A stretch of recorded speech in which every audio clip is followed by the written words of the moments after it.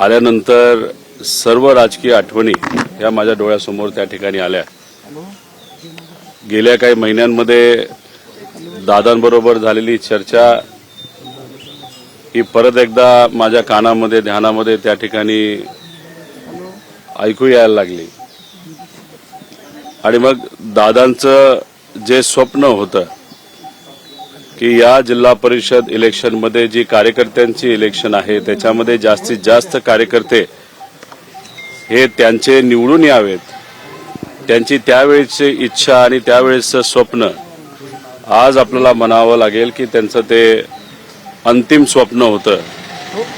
आणि आज पिंपरीला येऊन माझ्या परिवारासह इथं मी मतदानाचा हक्क हा त्या ठिकाणी बजावलेला आहे। नक्कीच मला विश्वास आहे की दादांचं जे शेवटचं स्वप्न होतं की कार्यकर्ते मोठ्या प्रमाणात त्यांचे जिल्हा परिषदला निवडून येतील, तसं ते स्वप्न लोक, मतदार आणि सर्व कार्यकर्ते मिळून ते पूर्ण करतील असा विश्वास त्या ठिकाणी आहे। दादा, आपण बघितलंय की अजितदादांची दुर्दैवी घटना घडल्यानंतर संपूर्ण पवार कुटुंबीय एकत्र आल्याचं आपण पाहतोय आणि आज देखील मतदानाला येताना श्रीनिवास बापू असतील, शर्मिला वहिनी असतील, योगेंद्र दादा असतील किंवा पार्थदादा आणि सुनेत्रा वहिनी त्या ठिकाणी एकत्रच आले होते मतदानाकरिता। आपल्याला असंच म्हणावं लागेल, दादांची जी मनापासूनची इच्छा होती की परिवार म्हणून सगळेच एकत्रित आले पाहिजे आणि त्या पद्धतीने दादांकडनं सुद्धा प्रयत्न केला जात होता। सुप्रियाताई पवार साहेब असतील, आम्ही सर्वजण असाच काहीचा प्रयत्न त्या ठिकाणी करत होतो। दुःखद घटना ही घडल्यानंतर 13 दिवस परिवार पूर्णपणे एकत्रित आहे आणि याच्याच पुढे सुद्धा अजितदादांचं जे स्वप्न आहे की परिवार म्हणून आपण एकत्रित राहिलं पाहिजे, तसंच काहीतरी होईल। आणि आज कुठेही ठरवून न करता एकत्रित सर्वजण आले, श्रीनिवास काका असतील, पार्थ असतील, सगळे, आणि त्यांनी तिथं काटेवाडीला मतदान केलं। कुठं ना कुठंतरी परिवार म्हणून हा पुनश्च एकदा एकत्रित येताना नेता आलेला आपल्या सगळ्यांना बघायला मिळतो। पवार साहेब आणि पार्थ आणि आपण हे तिघांचा एक व्हिडिओ आपला रात्रीचा मोठा व्हायरल होतोय, काय चर्चा झाली, काय पवार साहेबांनी तुम्हाला मार्गदर्शन केलं? काही प्रमाणात भावनिक मार्गदर्शन होतं, काही गोष्टी येत्या काळामध्ये आपल्याला कराव्या लागणार आहेत, राजकीय नाही। दादांच्या स्मरणार्थ त्या आपल्याला कशा करता येईल, कशा पद्धतीने त्या केल्या गेल्या पाहिजे याबद्दलची काल चर्चा संध्याकाळी जो फोटो तुम्ही सर्वजण त्या ठिकाणी बघत आहात त्या फोटोतून आपल्याला कुठेतरी जाणवतं। आणि नेहमी कधीही एखादी गोष्ट पवार साहेबांच्या मनामध्ये आली तर ते आम्हाला बोलून घेतात, आम्हाला सांगतात आणि आम्हाला मार्गदर्शन करतात। दादा, आपण बघितलं की एकंदरीत सर्व राजकीय घडामोडी होत असताना सुनील तटकरे असतील, प्रफुल्ल पटेल असतील किंवा धनंजय मुंडे असतील, हे यू टर्न घेण्याचा त्यांनी प्रयत्न केलेला आहे। तो त्यांचा त्या ठिकाणी विषय आहे, राजकीय मी बोलेलच। पण 10 तारखेला विमानाबद्दल ज्या शंका आमच्या मनामध्ये आहेत त्या शंका मी प्रेझेंटेशन नाहीतर प्रेस कॉन्फरन्सच्या माध्यमातून लोकांसमोर तिथं मांडेल मुंबईला। आणि 12 तारखेला विलिनीकरणाबद्दल काय घडलं, दादांची काय इच्छा होती, हे मी 12 तारखेला मुंबईला प्रेस कॉन्फरन्सच्या माध्यमातून लोकांसमोर आणेल। आणि 12 तारीख का, तर त्या दिवशी दादांची एक इच्छा होती, ती काय होती, कशी होती याबद्दल मी 12 तारखेला प्रेस कॉन्फरन्सच्या माध्यमातून विलिनीकरणाबद्दल मुंबईत नक्कीच सांगेल। सुनील तटकरे रायगडमध्ये प्रचार सुरू असताना सुनील तटकरेंकडून दादांचा फोटो फक्त वापरला गेला आहे, सुनेत्रा पवार किंवा इतर कोणाचाही फोटो त्या बॅनरवरती पाहायला मिळत नाही, त्याच्यावरून सध्या जोरदार टीका सुरू झाली। आता राजकीय मी इथं बोलणार नाही, विषय त्यांच्या पक्षाचा आहे, त्या पक्षाला कसं वागावं, काय करावं, कसे फोटो वापरावे हा त्यांचा त्या ठिकाणी विषय आहे। त्यामुळे ते तसं का करतात, चुकून राहिलं, काय राहिलं हा विषय त्यांनाच माहिती आहे। राष्ट्रीय अध्यक्षांसंदर्भात 12 तारखेला तुम्ही बोलाल की काय घडलं होतं याबद्दल तुम्ही 12 तारखेला प्रेस कॉन्फरन्स बोलाल, तर विलिनीकरण आता इथून पुढे होऊ शकतं की काही अडथळे निर्माण होईल? नाही, विलिनीकरण का होणार होतं, कशासाठी होणार होतं, दादांच्या मनामध्ये आणि आमच्या सगळ्यांच्या मनामध्ये का ती इच्छा होती, कशामुळे आम्ही सर्वजण प्रयत्न करत होतो, त्याला राजकीय अंग आहे का त्याला कुठेतरी भावनिक अंग आहे, हे सर्व मी 12 तारखेला त्या ठिकाणी सांगेल. आणि त्या दिवशी सुद्धा व्यक्तिगत मी म्हणून विलिनीकरणाबद्दल काय पुढे व्हावं होईल याबद्दल नक्कीच तिथं सांगेल. पवार कुटुंबात राष्ट्रीय अध्यक्ष होण्याबाबत काही चर्चा झाली आहे? राष्ट्रीय अध्यक्ष कोण हो पवार कुटुंब? नाही, त्या बाबतीतली कुठेही कसलीही चर्चा पवार परिवारामध्ये त्या ठिकाणी झालेली नाही. पण जेव्हा ही दुःखद घटना घडली आणि काही दिवस तर आम्हाला काही सुचत नव्हतं, आमच्या डोक्यामध्ये कुठलाही त्या ठिकाणी राजकीय विचार हा मनामध्ये त्या ठिकाणी नाही तर डोक्यामध्ये तिथं येत नव्हता. पण मनामध्ये एक मात्र होतं की अजितदादांची जागा ही कुणीही घेऊ शकत नाही.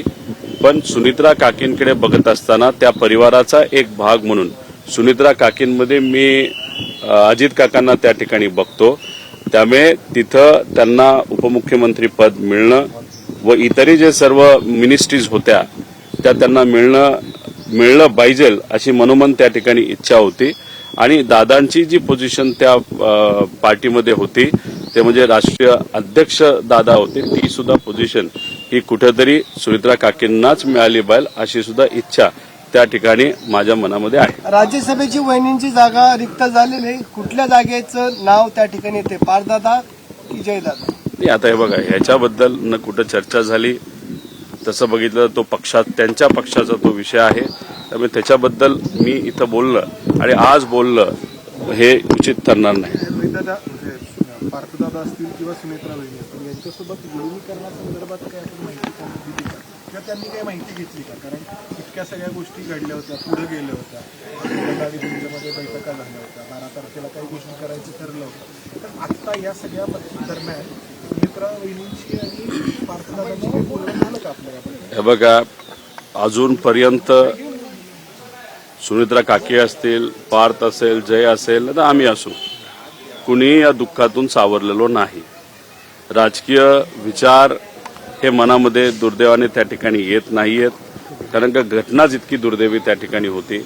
त्यामुळे हळूहळू जसं आम्हाला राजकीय विचार करण्याची क्षमता आमच्यामध्ये त्या ठिकाणी येईल, नक्कीच त्याच्याबद्दल स्पष्टपणे मी सांगेल.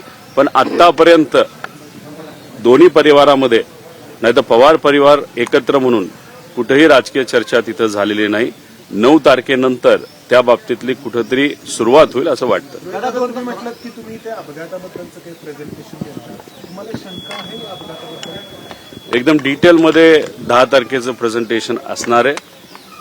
आजपर्यंत आपण जर बघितलं तर कुठल्याही व्यक्तीला विचारलं, तज्ज्ञाला विचारलं, नाहीतर ज्यांनी कधीतरी विमानाचं फ्लाईंग केलं असेल, नाहीतर फ्लाईंगबद्दल थोडीफार माहिती असेल, नाहीतर पत्रकारांशी बोललात, तर सगळ्यांच्या मनामध्ये शंका आहे. काय घडलं असावं, कसं घडलं असावं. आमच्या मनामध्ये काही प्रश्न आहेत. ते प्रश्न त्या दिवशी म्हणजे 10 तारखेला मी स्वतः त्या ठिकाणी मांडेल, ज्याला उत्तरं मिळाली पाहिजे अशी आमच्या सगळ्यांची इच्छा आहे. एअरपोर्ट मधलं काय सीसीटीव्ही मिळावं अशी मागणी जी आहे एप्रिलला पवारसाहेबांची राज्यसभेची मुदत संपत आहे. संजय राऊत म्हणाले की आमच्याकडे संख्याबळ आहे, पवारसाहेबांसारखा नेता पुन्हा दिल्लीत आणू नका. या 10 दिवसामध्ये आणि मला विश्वास आहे पुढच्या 2 दिवसामध्ये या परिवारामध्ये न पवारांकडनं, न सुनित्रा काकेंकडनं, न आमच्याकडनं कुठलीही तिथं राजकीय चर्चा झालेली नाही. त्यामुळे खासदारकीच्या बाबतीत आणि खास करून पवारसाहेबांच्या खासदारकीच्या बाबतीत नाहीतर सुनित्रा काकेंची जी खासदारकी होती ती कोणाला त्या ठिकाणी मिळेल याच्याबद्दल कुठलीही चर्चा तिथं आमच्या परिवारामध्ये झालेली नाही. अमोल मिटकरी म्हणतायत की जे एअरपोर्ट मधले सीसीटीव्ही आहेत ते जारी करावं, तेही अजून काही मिळालेलं नाही, तशी काय मागणी आहे तुमची? हे मी 10 तारखेला सांगेल. पण अमोल मिटकरींच्या बाबतीत बोलायचं झालं तर अमोल मिटकरी आणि दादा तसे फार जवळचे होते, नाही तर अमोल मिटकरी फार जवळचा दादांचा कार्यकर्ता होता. त्यांचे जे काही प्रेस कॉन्फरन्सेस मी बघितलेले आहेत, त्यांचे जे काही व्हिडिओ बघितलेले आहेत, काही गोष्टी ते योग्य पद्धतीने त्या ठिकाणी मांडत आहेत. पण काही विषयाच्या बाबतीत ते फार जास्त भावनिक आहेत. आणि आज परिस्थिती अशी आहे की भावनेच्या भरामध्ये बऱ्याच लोकांना बरेच प्रश्न त्या ठिकाणी पडलेले आहेत. 10 तारखेला मी तर भावनिक आहेच, पण मी जेव्हा प्रेझेंटेशन त्या ठिकाणी करेल तेव्हा सीसीटीव्ही पासून बऱ्याच गोष्टी त्या ठिकाणी वर मी भाष्य करेल आणि हे आपल्या सगळ्यांना त्या ठिकाणी कळेल. सीसीटीव्ही मागितलं या संदर्भातलं 10 तारखेला सांगतो. आज चुनाव जिला परिषद पंचायत समिति का चुनाव आपने वोट किया है, उसके बाद देखो, आज महाराष्ट्र में 12 जिला में जिला परिषद का इलेक्शन होने वाला है. आज उसका मतदान का दिन है. सुबह 7:30 बजे से मतदान की शुरुआत है. अगर आप देखो, नगर परिषद, नगर पंचायत या महानगर पालिका, ये सब इलेक्शन में दादा खुद कार्यकर्ता के हित में अलग अलग जगह पे वहां पे जाते थे, प्रचार करते थे. मतलब एक बंदा अकेला अपने कार्यकर्ताओं के लिए और पार्टी के लिए लड़ते हुए अब हम सबने वहां पे देखा है. उनके पास बहुत सारे नेता है, लेकिन जब भी हम वो प्रचार को देखते थे तो दादा अकेला लड़ते थे. आज भी अगर आप देखो, दादा होते तो आज भी दादा हर एक जिला में जाके अपने कार्यकर्ता को चुन के लाने के लिए वहां पे प्रयास करते. अनफॉर्चुनेटली आज दादा हमारे साथ नहीं है. दादा के साथ हम जब भी बात करते थे, जब टिकट की बात होती थी या जो चिन्ह है, तुतारी हो या जो वॉच का सिंबल है, उसके बारे में जब भी चर्चा होती थी, तब दादा के मन में था कि मेरे कार्यकर्ता चुन के आने चाहिए, उनकी पार्टी ताकत से आनी चाहिए. वो उनकी इच्छा उस टाइम थी. अनफॉर्चुनेटली आज की परिस्थिति अगर देखें, उनकी वो इच्छा, ये अंतिम इच्छा हम कह सकते हैं. आज बारामती तालुका में जब से मुझे मतदान का अधिकार वहां पे मिला है, तब से यहाँ पे आके पिंपली में मैं मतदान करता हूँ. और आज अगर आप देखो तो मेरा मतदान वहां पे हुआ है. और मैं आशा करता हूँ कि दादा की जो इच्छा थी कार्यकर्ताओं के लिए, जिला परिषद के लिए, वो डेफिनेटली जो मतदार है, जो कार्यकर्ता है, नागरिक है, सबके कारण वो उनकी अंतिम इच्छा ये पूरी होगी. कल शरद पवार जी, आप और पार्थ तीनों में बातचीत हुई, वो वीडियो वायरल हो रहा है, क्या राजनीति पे बातचीत हुई? देखो, 10 दिन दादा को जाके हुए हैं. 10 दिन में और आगे के 3 दिन में कोई भी राजकीय चर्चा हमारे फैमिली में हुई नहीं और नहीं होगी. वहां पे जब हम बात कर रहे थे, वो तो भावनिक मुद्दा था और दादा के आगे जो स्मरणार्थ या जो शोक सभा होती है या जो अलग अलग जो कार्यक्रम करने पड़ते हैं, जो कार्यकर्ता की इच्छा होती, लोगों की इच्छा होती, उसके बारे में वहां पे वो हमारी चर्चा हो रही थी. इसलिए वो चर्चा टोटली भावनिक थी, नॉन पॉलिटिकल थी. ये जो एक्सीडेंट हुआ है उसके बाद उसको लेकर लोगों के मन में कई सारे सवाल हैं. तो आप क्या आगे प्रेजेंटेशन देने वाले, आपका इस पूरे विषय को लेकर क्या? देखो, ये जो एक्सीडेंट हुआ है उसके बारे में लोगों के मन में बहुत सारे प्रश्न हैं. अगर आप मतलब टेक्निकल एक्सपर्ट्स के साथ बात करोगे या जो भी अलग मतलब फ्लाइंग के एक्सपर्ट्स है उनसे बात करोगे या पायलट से बात करोगे, पत्रकारों से अगर बात करोगे, रिसर्च के लोगों से बात करोगे, तो सबके मन में शंका है. वैसी शंका हमारे मन में भी है. हमारे मन में बहुत सारे ऐसे प्रश्न हैं जिसके उत्तर हम चाहते हैं. इसलिए 10 फरवरी को मुंबई में वहां पे मैं एक प्रेस कॉन्फ्रेंस लूंगा. हमारे मन में जो शंका है, जो प्रश्न है, वहां पे मैं वो लोगों के ऑन बिहाफ ऑफ लोगों के वहां पे मैं पूछूंगा. उस पे उत्तर हमको मिलेंगे ऐसी मैं आशा करता हूँ. तो 10 तारीख को मुंबई में ये प्रेजेंटेशन या प्रेस कॉन्फ्रेंस हम उस बारे में लेंगे. बजरंग सोनवणे जी ने शंका जताई कि दादा के प्लेन में बम हो सकता है.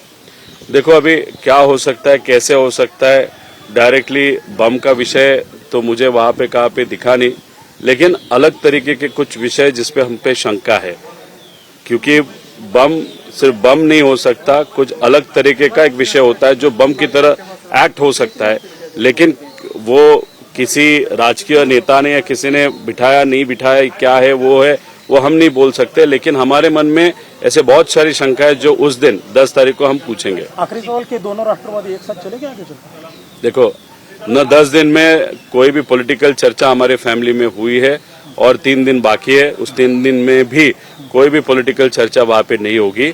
और जो दादा के मन में था 2 परिवार साथ में आने का, वो भावनिक विषय था या राजकीय विषय था, किस तरीके से चर्चा हुई थी, किसके साथ चर्चा हुई थी, क्या एग्जैक्टली हुआ था, ये सब चीजें 12 तारीख को मुंबई में एक प्रेस कॉन्फ्रेंस के माध्यम से मैं खुद वहां पे बताऊंगा. सर काय बॉम्बच्या संदर्भात तुम्ही म्हटले काही वस्तू असण्याची शक्यता आहे मला विषय एवढाच आहे की 10 तारखेला काही आमच्या मनामध्ये शंका आहेत. त्या शंका आम्ही त्या ठिकाणी मांडणार आहोत. सर्व डिटेलमध्ये प्रेझेंटेशन तिथं आहे आणि 10 तारखेचं प्रेझेंटेशन कुठेही राजकीय प्रेझेंटेशन नाही. एक सामान्य नागरिक म्हणून, परिवाराचा एक व्यक्ती म्हणून आणि थोडंसं रिसर्च केलेला एक नागरिक म्हणून काही शंका मनामध्ये आहेत. त्या शंका, ते प्रश्न जे लोकांच्या मनामध्ये मी त्या ठिकाणी मांडेल. त्याच्या बॅकएंडला पण काही गोष्टी तिथं असतील. या सगळ्या गोष्टी मांडल्यानंतर मग पुढे त्या एजन्सी आपल्याला काय उत्तर देतात हे आपल्याला बघावं लागेल. पण बॉम्बच्या संदर्भातला आरोप दादा एक प्रश्न आहे फक्त ह्याचा जावेदचा. सुनील तटकरेंचा असा आरोप आहे की रोहित पवार यांना अजितदादांवर बोलायचा नैतिक अधिकारच नाही पक्षावर. ठीक आहे, नैतिक अधिकार पक्षावर बोलण्याचा नसेल, पण तटकरे साहेबांना एवढंच मला सांगायचं आहे, भावनिक अधिकार मला आहे. गेल्या काही महिन्यांमध्ये दादांनी बऱ्याच काही गोष्टींबद्दल जे काय मला सांगितलेलं आहे, नाहीतर काही जवळच्या लोकांना तिथं सांगितलेलं आहे, ते कदाचित फक्त जवळच्याच लोकांना सांगितलं. काही राजकीय लोक सगळेच जवळचे असतात असं नाही, पण आम्ही भावनिक आहोत आणि भावनिक दृष्टिकोनातून आम्हाला जे वाटेल ते, पण ते जे योग्य असेल ते बिना राजकारण आणता ते आम्ही बोलू शकतो. त्यामुळे कुणीही आम्हाला सांगू नये काय बोलायचं आणि काय नाही बोलायचं. काय अजून एखादा राहिला का प्रश्न?